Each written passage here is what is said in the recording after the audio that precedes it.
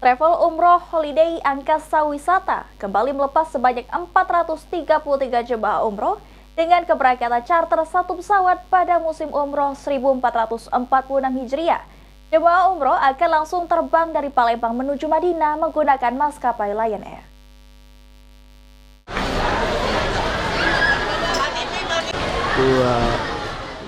Kamis 17 Oktober 2024, Holiday Angkasa Wisata kembali melepas sebanyak 433 jemaah umroh dari Bandara Sultan Mahmud Badarudin II Palembang dengan charter satu pesawat maskapai Lion Air pada musim umroh 1446 Hijriah.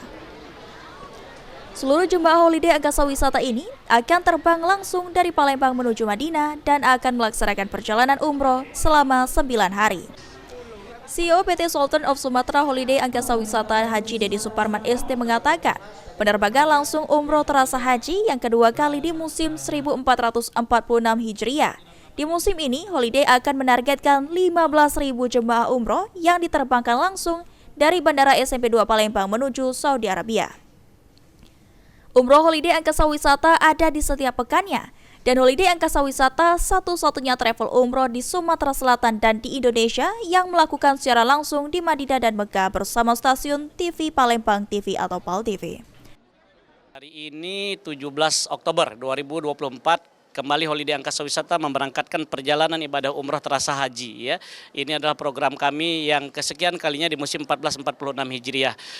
Harapan saya semoga seluruh jemaah dalam keberangkatan umroh ini pergi dan pulang dalam keadaan sehat walafiat ya. Tentunya nanti kembali ke tanah air menjadi mendapat umroh yang mabrur dan mabrurah. Sementara itu, Asisten 1 Bidang Pemerintah dan Kesra Provinsi Sumatera Selatan Sunarto berharap agar para jemaah menjaga kesehatan, pola makan, dan kemudian jaga nama baik Sumatera Selatan dan Indonesia saat melaksanakan ibadah umroh. Berpesan kepada seluruh jamaah, pertama jaga kesehatan, karena dan kesehatan itulah yang akan kita nikmat dalam beribadah. Dalam jaga kesehatan, jaga pola makan, minum banyak-banyak, apalagi masih dalam keadaan panas, banyak minum air jam-jam. Kemudian jaga nama baik Sumatera Selatan, Indonesia, dan Holiday Angkasa Wisata tentunya. Brian PAL TV.